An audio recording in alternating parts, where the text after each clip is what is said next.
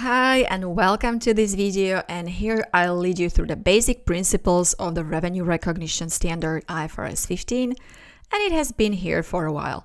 I am Sylvia of cpdbox.com, the place to be if you want to understand and apply IFRS easily. I have created a learning platform teaching you to apply international financial reporting rules, helping you to pass your exams, get your CPDs if needed, loads of another great stuff for pros.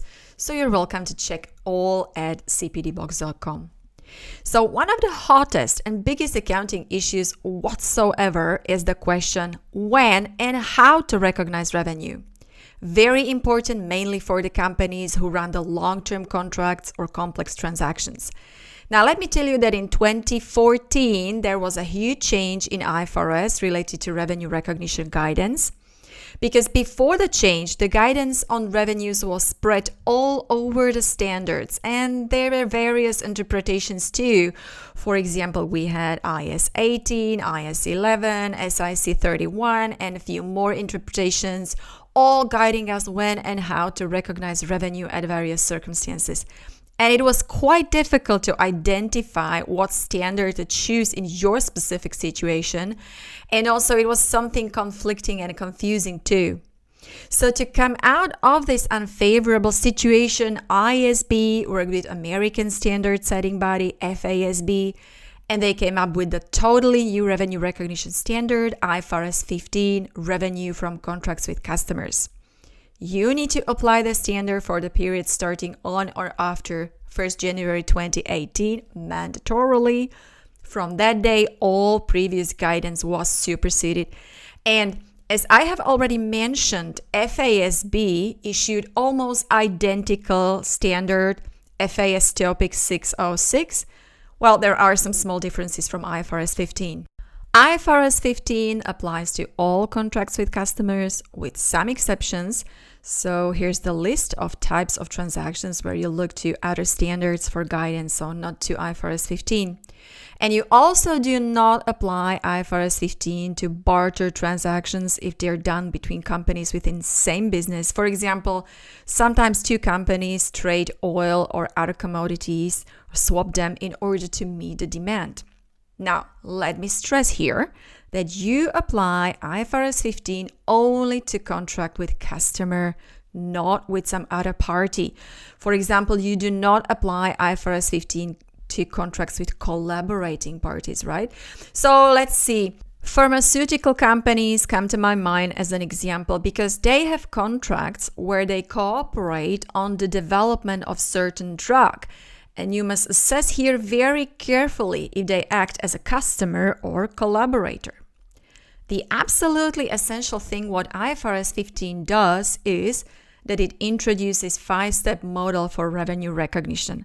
If you want to determine how and when to account for revenue in your particular situation or transaction, all you need to do is go through this model. So let's briefly take a look and then we will touch each step a bit. Step number 1, identify the contract with the customer.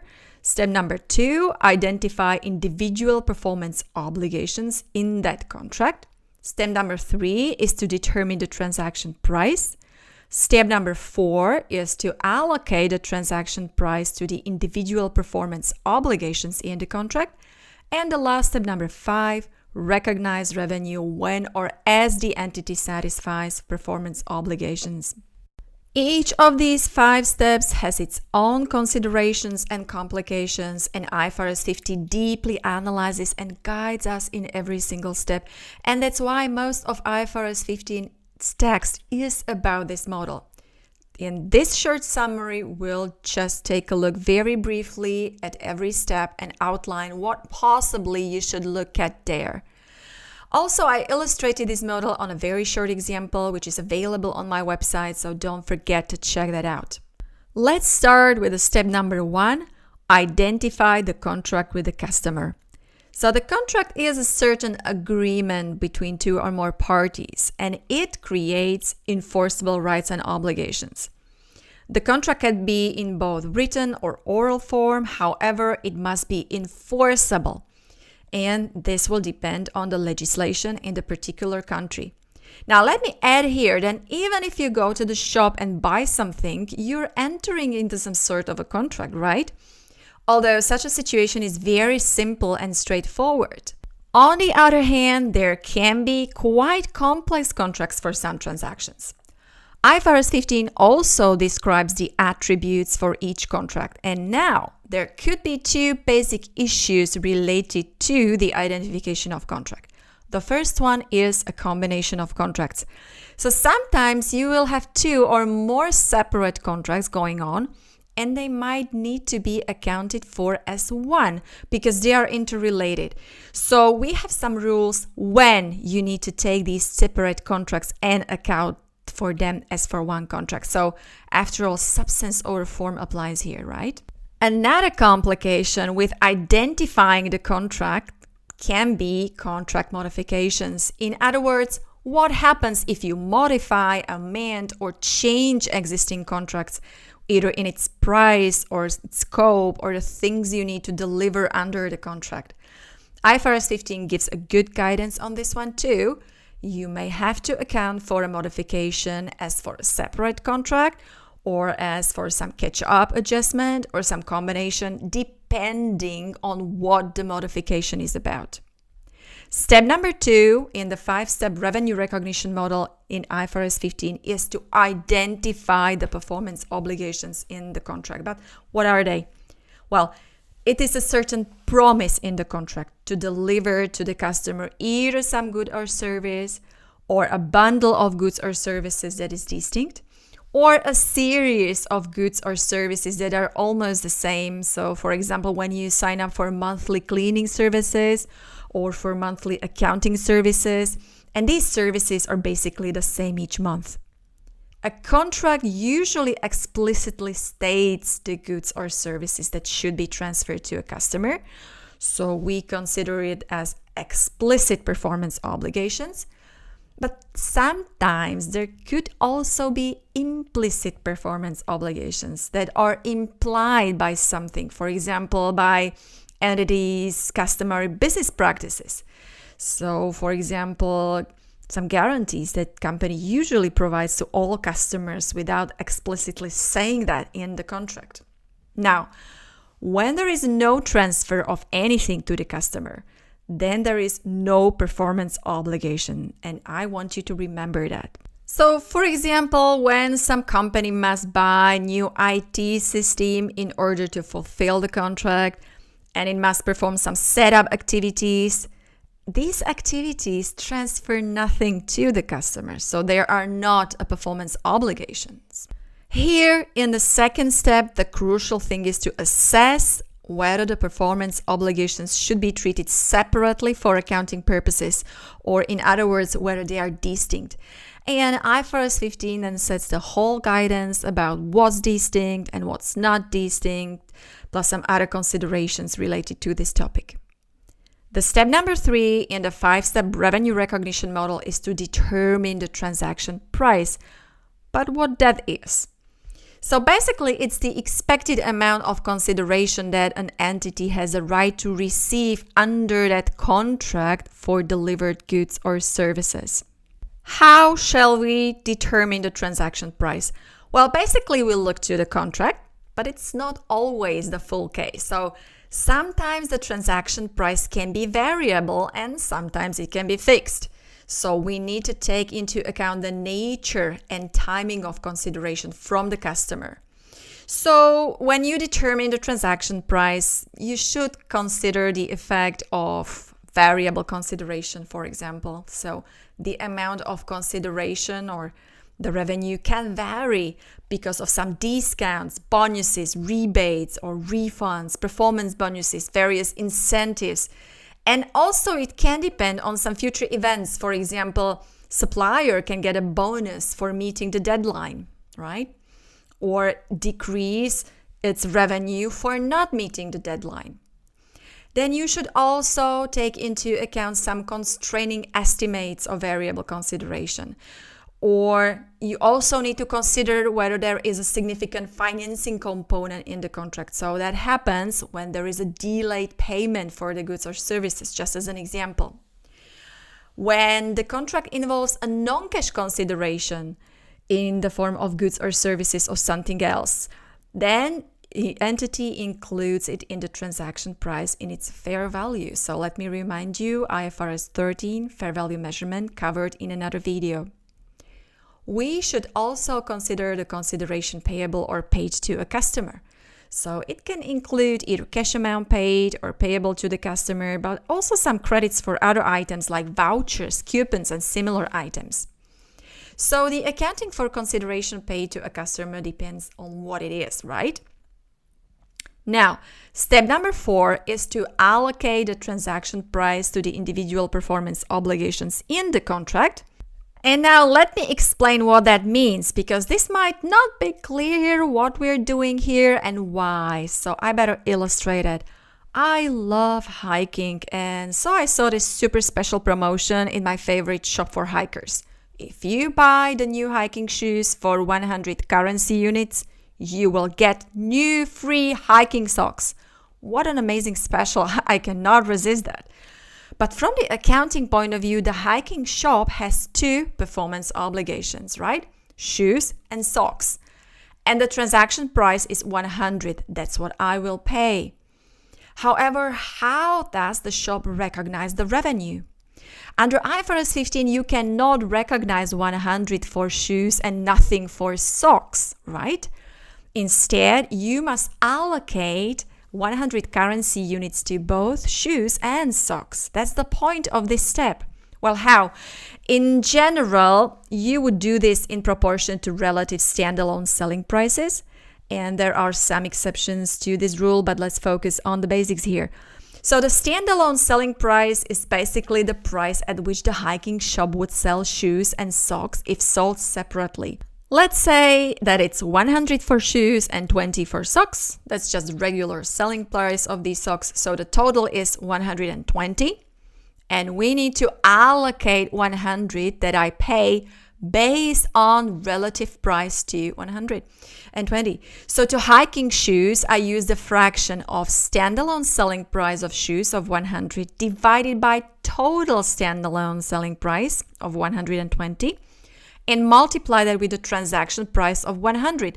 So I get about 83 currency units allocated to the shoes. And to socks, I do the same. I use a fraction of standalone selling price of socks of 20 divided by total standalone selling price of 120 and multiply with the transaction price of 100. So I get 17 currency units allocated to socks. So sorry for my rounding here. Now, why? Why does it matter? Why to do this exercise? Well, it doesn't really matter that much, and it does give the same total result when the shop delivers shoes and socks at the same time, because revenue is recognized at the same time. But this has to do with step number 5 that we will check out soon. But to finish this, imagine the situation that a promotion is so successful that the shop runs out of free socks. So you go there on day 1, you pay 100, but you get only shoes, and the shop tells you to come back the next day or the next year or the day 2 to get your free socks. So you get there on day 2 or the next year or whenever, and the socks are delivered then.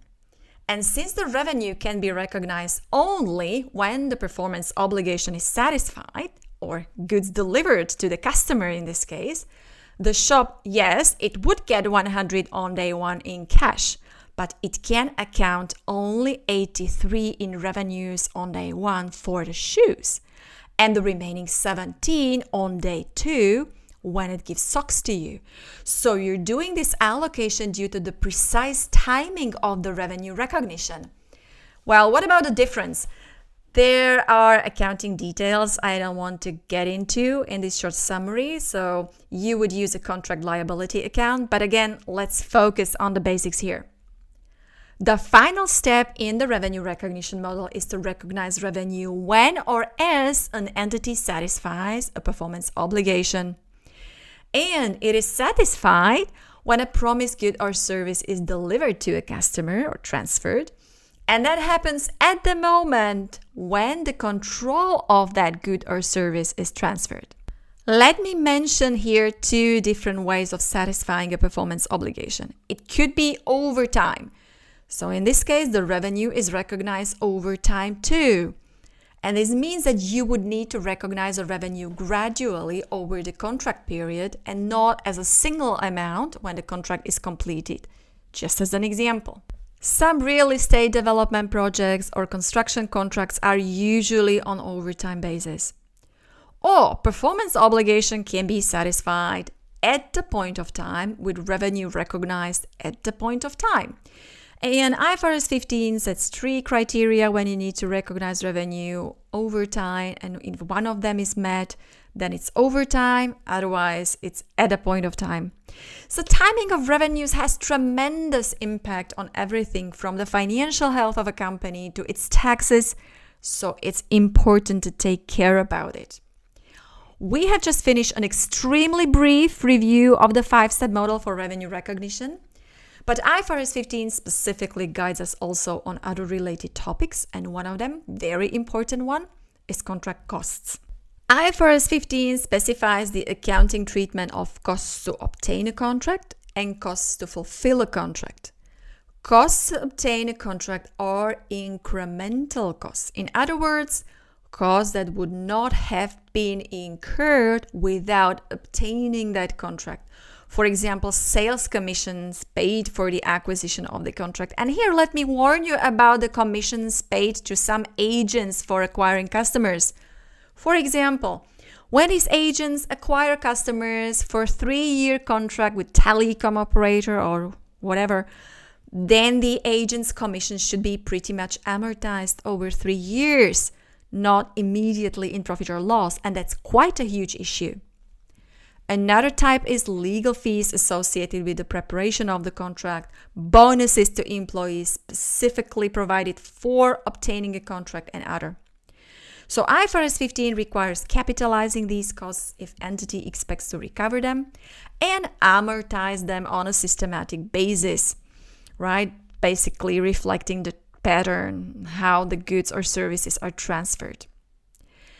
Costs of fulfilling the contract are costs incurred in connection with satisfying performance obligations, and the standard says that if these costs are in the scope of some other standard like IS2 inventories, IS16 or IS38, then you need to treat these costs in line with the relevant standard. If these costs are not within the scope of other standard, then these costs should be capitalized or recognized as an asset if they meet the conditions specified in IFRS 15 to do so. So this was extremely short summary of the standard IFRS 15, revenue from contracts with customers. If you're interested in more detailed explanation of the revenue recognition or our case studies or answered questions on our website, check out the courses on our website, cpdbox.com. Check out our free articles, subscribe to our free newsletter, and share this video with your friends. Bye, and thanks for watching.